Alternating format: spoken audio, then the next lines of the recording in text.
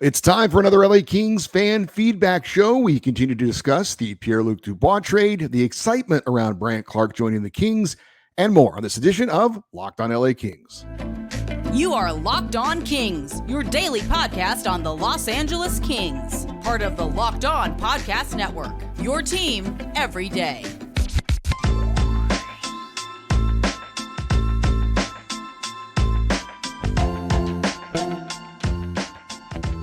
Hey, Kings fans, welcome to Locked on LA Kings, part of the Locked On Podcast Network, your team every day. Thanks for making Locked on LA Kings your first listen every day. We are free and available wherever you get your podcasts. We'd love for you to leave us a positive comment on Apple Podcasts if you're a fan of the show. And we're on YouTube. Please like and subscribe if you're enjoying this content.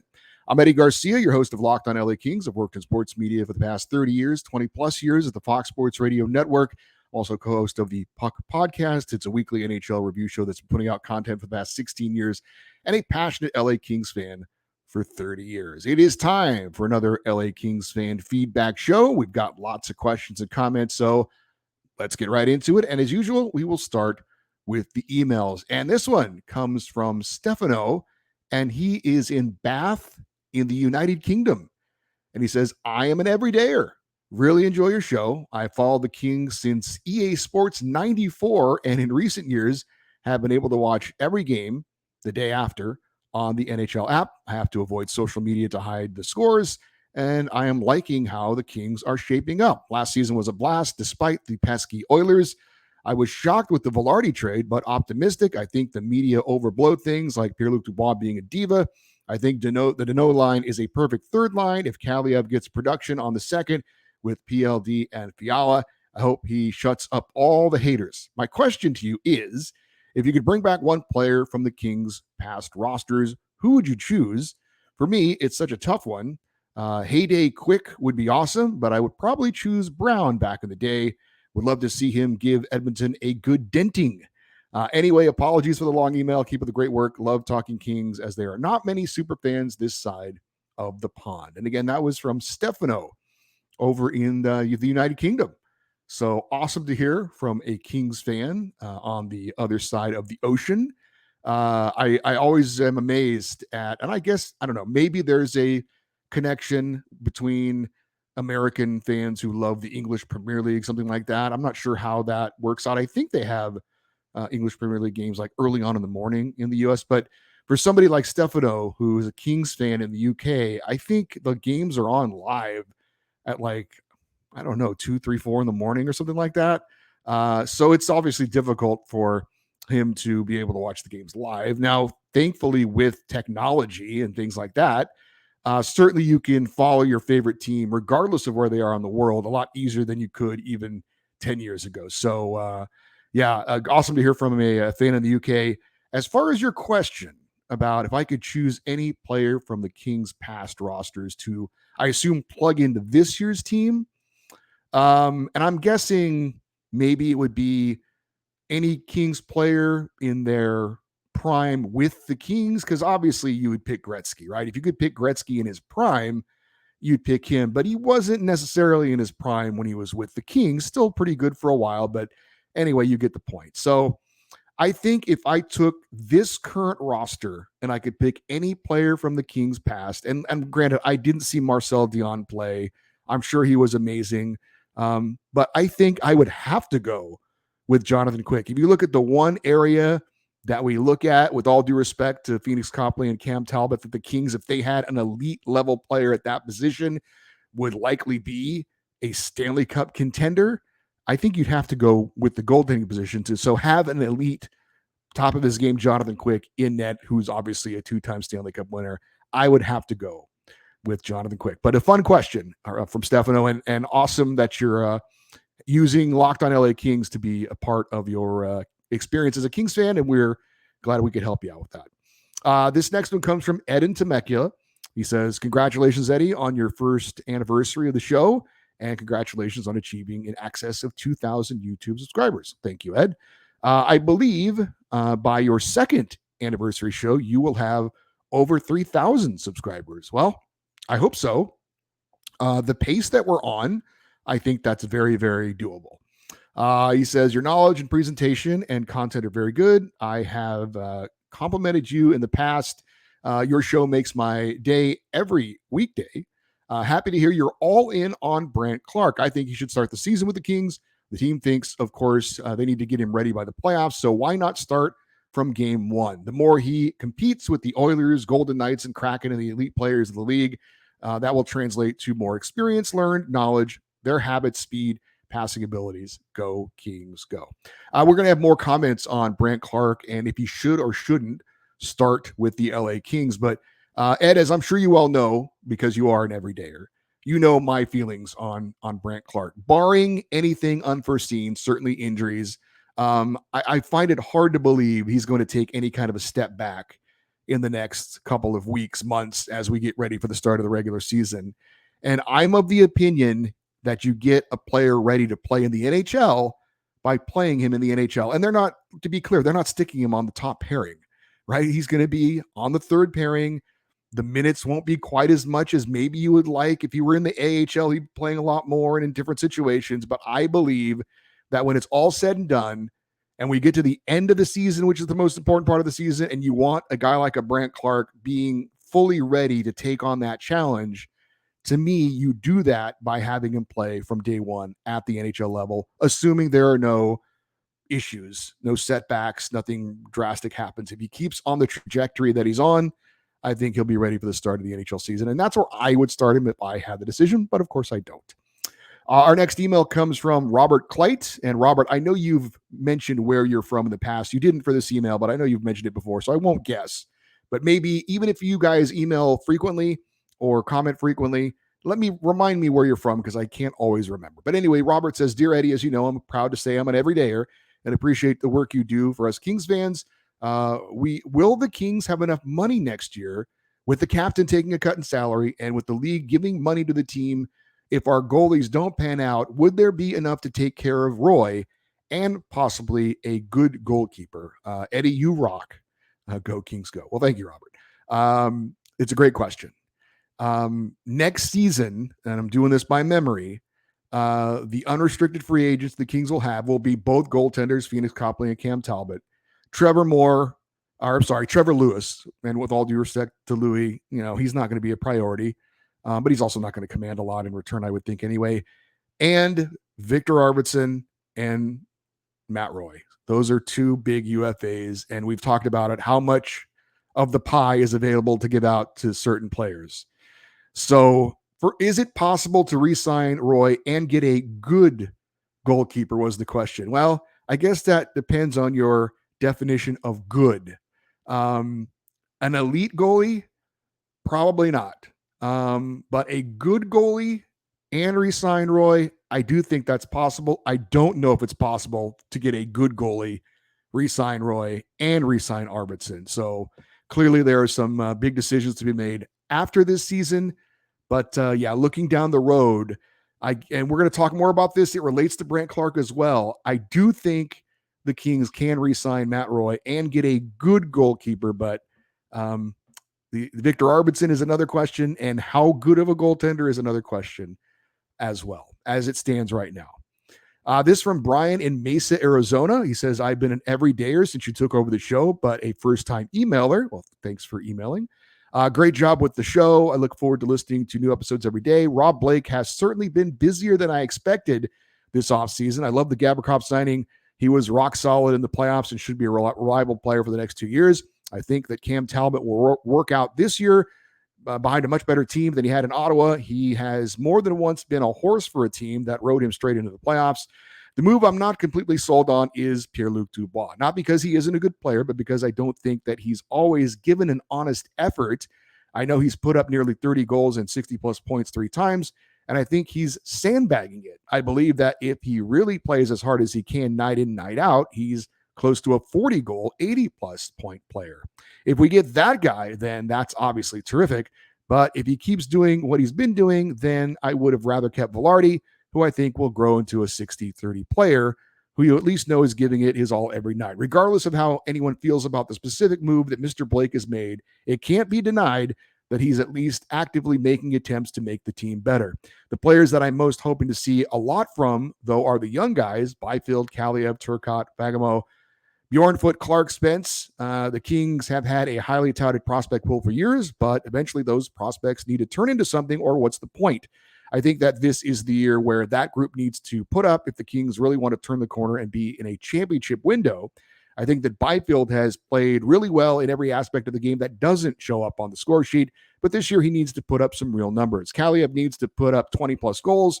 With regards to your thoughts about the greatest King ever, I agree with you that Anze Kopitar will go down as the greatest player in the history of the franchise. But for me, the only other real choice is Dave Taylor. Marcel Dion and Luc Robitaille were superior talents who certainly played their best years with the Kings, but they both played with different franchises during their careers, and they never brought the cup to LA as players. Taylor was a career King and is also top 3 to 5 in every major statistical category with the team. You've already covered the arguments for not giving the title to Gretzky. Other honorable mentions include Rob Blake, Dustin Brown, Drew Doughty, and Jonathan Quick. Thanks again for the great show. Go Kings. And again, that was Brian in Mesa, Arizona. A lot to chew on there, Brian. I would say regarding Gabe Vilardi and Pierre-Luc Dubois, I haven't seen enough of PLD to know if he is a guy who doesn't give his all the time. Obviously, we're going to find out this year because we're going to be watching every game, and I'll be able to give you an honest assessment of that.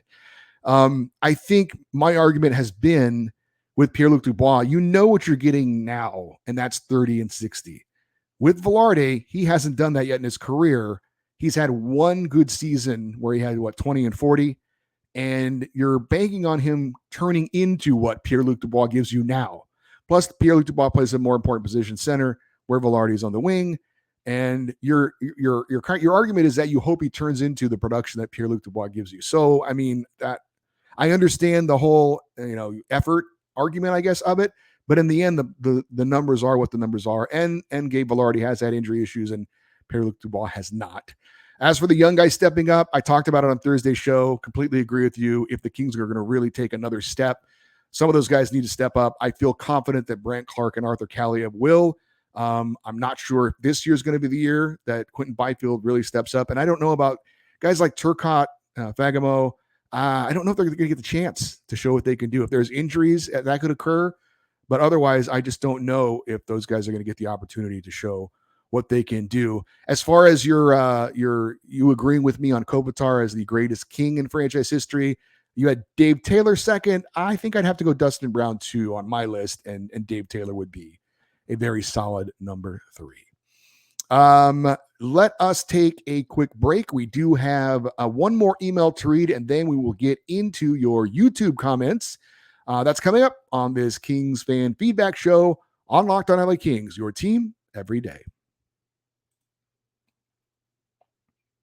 This episode of Locked On LA Kings is brought to you by Athletic Greens. With one delicious scoop of AG1, you are absorbing 75 high-quality vitamins, minerals, whole food sourced superfoods, probiotics, adaptogens to help you start your day right. The special blend of ingredients supports your gut health, your nervous system, your immune system, your energy, recovery, focus, and aging. AG1 contains less than 1 gram of sugar, costs you less than $3 a day, and it's one scoop in a cup of water, and that is it. No need for a million different pills and supplements to look out for your health. And to make things even easier, Athletic Greens is going to give you a free 1-year supply of immune-supporting vitamin D and 5 free travel packs with your first purchase. All you have to do is visit athleticgreens.com/NHL network.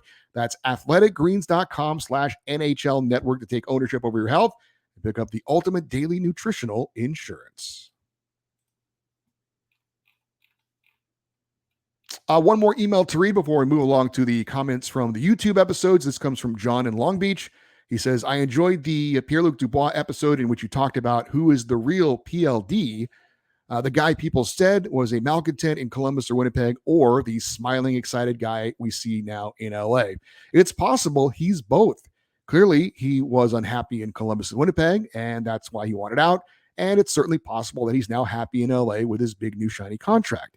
It may not necessarily be that one was the real PLD and one was not. Either way, I'll do what I do with anyone, whether it's meeting them in real life or just following them from afar. I will judge them based on what I see and not what I have heard others say. As far as I'm concerned, he has a clean slate as an LA King, and I'm excited to see what he can do in LA. I think I'm taking the same approach, John. Like I said, I did not watch enough Winnipeg games or Columbus games when he was there to really give an honest assessment of what kind of player he is, what he puts out on a night in, night out basis. We're going to find out this year because I'll be watching every game. He'll be under a lot of scrutiny. A lot of Kings fans are going to be watching to see what's the effort, what's the performance, what's the production. So we'll see. And I agree with you, whether it's real life or sports, you hear things about players, but until you get a chance to really put the microscope on them and watch them and really evaluate to them, it's just what other people's opinions are, right? We'll all formulate our own opinions on Pierre-Luc Dubois this season, and hopefully it will be a positive opinion because of how he plays. Let us get into some of the YouTube comments, and we had several comments on Brant Clarke and him being a full-time King this season and when that might start. And I usually don't post the quick comments or the one-sentence comments, but I thought a lot of people showed a lot of enthusiasm about Brant Clarke, and so I do have a few of those kind of brief comments in here. The first one comes from @MikePhantasmic. He says, I can't wait for Clarke to come up and destroy. I'm more hyped for him than I have been for a player in maybe since I've been a Kings fan. And also @It'sDavid6263 says, I haven't been this excited to see a player make the team in a long time. And I don't know how long either of you guys have been Kings fans, but I was actually thinking about this myself because I am pretty fired up and pretty excited to see what Brant Clarke is going to do starting this season. And I think I probably have not been as excited for a Kings draft pick to make an impact with the Kings probably since Drew Doughty back in 2008 when he was the second overall pick behind Steven Stamkos. And if you remember, Drew went straight from being drafted into the lineup, played 81 games his rookie season. So he was right in there right away to contribute for the LA Kings. So yeah, pretty excited about Brant Clarke. And like I said, and you might say, well, Quentin Byfield was the second overall pick. Were you not excited about him? If you recall, the description, the book, the scouting report on Quentin Byfield was he was not going to be an immediate impact player, even though he was second overall, that it was going to take time for him to develop, but in the end, he would be an impact player. So we're still waiting for that to happen. I know some people are very impatient about that. I'm patient to this point. I'm not saying that patience doesn't have an expiration date on it, but I knew that it was going to take a while for Quentin Byfield, so wasn't quite as excited for him as I had been for a Brant Clarke, for a Drew Doughty, because we knew those guys were pretty much ready to go from just about day one to be NHL players. This comes from Flying Iguana 409. He says, I say start Brant Clarke in the AHL and bring him up by the end of 2023. He will not get a lot of minutes unless there's an injury to the top four. That is a very legitimate point, and that's the argument that is to be made, and I kind of alluded to it earlier with Robert's email. That's the other argument, and it's a valid point. If you believe Brant Clarke will be better served by getting a lot of minutes, for top pairing minutes, top number one power play minutes in the AHL, and then in the end, those extra minutes he's going to get translates into him being more NHL ready at the end of the year, then that makes sense. I understand that argument. My argument, though, is despite a reduced role and reduced minutes, playing on a third pairing most likely, the competition at the NHL level, to me, you learn more by playing, like I said, you learn more by playing in the NHL, right? The AHL is a different animal. I'm not saying there isn't value to being good in that league. There's some, but it's not the NHL. And I am of the belief that, again, that the more he plays against NHL competition, even if it is lesser minutes, even if it's on the second power play unit, not the first power play unit, I think in the end, when we get to the end of the year, he will be better off for it. But there is a real argument to be made from one way or the other. This comes from @Aquaman01, and he or she, I assume it's a he, says Aquaman. He says, if Brant Clarke emerges this upcoming season, do the Kings let Matt Roy walk in free agency in order to save cap space and have Clarke hypothetically replace him on the second line with Jordan Spence getting the third line? I mentioned this exact thing on our Thursday show. If you missed it, go back and check it out. But yeah, that's a possibility. We talked about with the earlier email, the issues the Kings have after this season. If Brant Clarke absolutely kills it and exceeds our expectations and looks like he's ready to be not just an NHL player, but a very good NHL player sooner rather than later, even though you like Matt Roy, and I like Matt Roy a lot, and I think he's a very, very good player, do you consider letting him walk, having Brant Clarke take over that second spot on the right side on the second pairing, and then you've got Jordan Spence moving in on the third pairing, and then you can use that money to re-sign a Victor Arvidsson? It's certainly something that the Kings are going to have to consider, but it will have to be, like I said, Brant Clarke's going to have to really show up and prove that he would be ready for that role, and that remains to be seen. If he can do that, then maybe the Kings do have a decision on their mind, because, as we've said, it's about allocating money in different areas. And if you feel like you've got Matt Roy's replacement at a much cheaper price, then yeah, you've got money to spend elsewhere on a Goldie, on bringing back Victor Arvidsson. So I think, yes, Aquaman 01. I do think that is something to keep in the back of our minds going forward this season. This came from Robert Mueller, 1344. And he says, when was the last time that the Kings had a Rookie of the Year award winner? Brant Clarke should get this coming year. And then he responded later by saying, oh yeah, I forgot about that guy named Connor Bedard. Yeah. I think they've probably already put Connor Bedard's name on that Calder trophy. But hey, you never know. You never know what could happen. Maybe he gets hurt. Or maybe he just doesn't become the player everybody says he was going to be. If you recall back to the year that Quentin Byfield was drafted, he was taken second behind Alexis Lafreniere by the New York Rangers, and everyone said that he was a generational talent. And so far, he hasn't been. He's been okay. He hasn't been terrible. He's not a bust, but he's also not a generational talent. Right now, he's a third-line guy. And that's not what the Rangers were expecting to get from that draft. So, again, until you know, you don't know. So we'll see how Connor Bedard does. It would be still pretty stunning if that were the case. But let's just, you know what? I'm not going to be greedy. Let's just hope that Brant Clarke is in the running to be a finalist for the Rookie of the Year award. And I think we'll all be pretty happy with that. By the way, I think most people know, but the Kings have only had one Rookie of the Year in their franchise history, and that was Luc Robitaille in 1982. We had the question of which young players might take a big step next season. It's already been touched on a little bit with one of the emails we had. This comes from TR Burns 826, and he says, of the breakout candidates for this season, I'm looking at Byfield and Kaliev to take the next step for two reasons. One, they're getting to be slotted for consistent top 9 minutes. Byfield should have a full season with Kopitar and Kempe, and Kaliev should be slotted with Pierre-Luc Dubois and Fiala at number 2. I'm not sure about that. It says they both are on expiring entry-level contracts.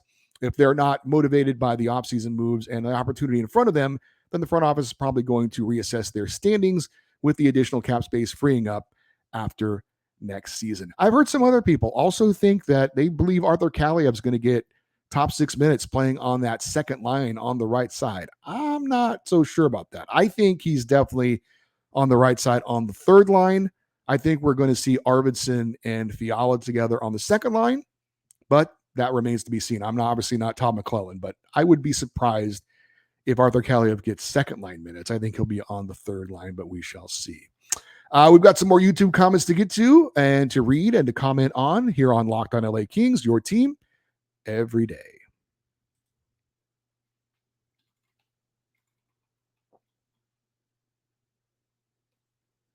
And also want to remind you, check out Locked On LA Kings to stay up to date. Check out Locked On NHL to stay up to date on everything going on around the league with debate and analysis on all the latest news in the NHL. That is Locked On NHL on YouTube and your favorite podcast app. Continuing the comments from some of the YouTube episodes this week. This comes from Mikey J 3605. He says, hey, Eddie, I'm most intrigued by how we will use Kevin Fiala next season. He was our most effective forward last season, but did not fit in with the Kopitar line. Will Fiala mesh well with Dubois? Remains to be seen. Let's hope he does. That would simplify things with RV filling out the second line. I'm quite sure that Danault will make that third line a force. It'll be interesting to see who will get the bottom 6 now with the departure of Iafallo, Velarde, and Kupari. Guess time will tell. Good job and thanks for all you do. Yep, I agree. Like I said, you obviously agree with me that you think Kaliev's going to be the third line player along with Danault, and I would assume Trevor Moore. But yeah, I think we need a Trevor Moore to return to form from the year before last rather than last year. And he had some injury issues, so we have to be fair to him. I think Kupari, his production gets filled by Blake Lizotte, who's better on that fourth line center position than he was playing on the third line. So you've got a stronger third line with Philip Deneau. I think Gabe Velarde's production will be picked up by Arthur Kaliyev. I think remains to be seen. And then Alex follow. You're losing obviously a very solid player, depth guy. Like I said, hopefully Trevor Moore can round more into the form that he had season before last to try and pick up that lost production. But it really is the depth of the Kings. They really gonna have to stay healthy this year if they're going to go where they need to go. This comes from Josh H5473. He says, the preseason is so critical. Rob Blake needs to choose the best players to fill out the gaps left by Iafallo, Velarde, and Kupari, not to mention solidifying a decent PK and power play. You bring up an interesting point. You talk about the preseason, but I don't think Rob Blake, I don't know this for a fact, but I'll use an old Bill Parcells from the NFL saying, I'll tweak it a little bit. But I think Rob Blake buys the groceries and then Todd McClellan cooks the meal. I don't know how much Rob Blake has to do with picking the lineup. Now, he may certainly have a say in which players make the NHL roster, maybe. But I do think that's probably more of a coach evaluation thing. That, again, Rob Blake presents the coach with the menu, and then the coach has to pick and choose how he is going to implement those players into the meal or whatever. So I think that's probably the proper analogy. So I don't actually think it's on Rob Blake about the preseason and picking the players to fill the gaps. I think that's probably going to be on Todd McClellan. This comes from Tiger Sloat 25. He says, who else in the draft year of Byfield is performing better? We are going to have a Quentin Byfield player profile breakdown evaluation episode coming up next week. So we're going to get way more into that. But I think most people probably know, if you don't, the real name that is associated with Quentin Byfield is Tim Stützle of the Ottawa Senators. When the Kings had the number 2 overall pick, they had a decision, Quentin Byfield or Tim Stützle. Stützle was the more NHL-ready player at the time. Byfield was more of a, I don't want to say project. I think that's a little bit too strong, but the guy who was going to need to develop and grow over time. Most experts felt that in the end, Byfield would have the better career, but there's no doubt that so far, Tim Stützle has not only been the better player between Byfield and Stützle, he's been the better player, period, in the 2020 draft. He's been the best player taken, including Alexis Lafreniere, who was the number 1 overall pick, who people said was a generational talent. Tim Stützle leads that draft class in goals, assists, and points. So enough said when it comes to that. But a deeper dive on Quentin Byfield coming up on next week's show. This one on the 1-year anniversary of me hosting the show. This comes from Dominic Ephraim 3088. Congratulations, Eddie, on your 1-year anniversary with the show. I had begun watching the show, ironically, a year before you joined. I think that was actually as long as the show had ever existed. But anyway, he says, I wasn't sure exactly what to expect, but quite honestly, you have exceeded my expectations, and I'm very proud to be a part of the growth of your show. It's also very unique that you actually respond and interact with your fans on multiple platforms regularly. Don't think I've seen very many YouTube content creators ever react to their fans directly or even read off their comments in the comment section. This has always been viewed by me as a mistake, since quotes and comments participation are part of what drives the algorithms, suggested content on everyone's queue for suggested video selections. Enjoy the next year and glad to be an everydayer. Well, Dominic, I will be honest with you. I'm not that forward thinking to. You're right, though. That is accurate. Comments, likes, those things on the YouTube channel absolutely help the channel, the show. So if you guys do that, it helps the show. I really appreciate it. But reading the comments, reading the questions, it's something that we have done for years and years and years on the Puck podcast, the show that I have been doing for a very long time. It's a weekly NHL review show that you may have heard me mention. And we've always had, first period was all the news, the big news from the NHL.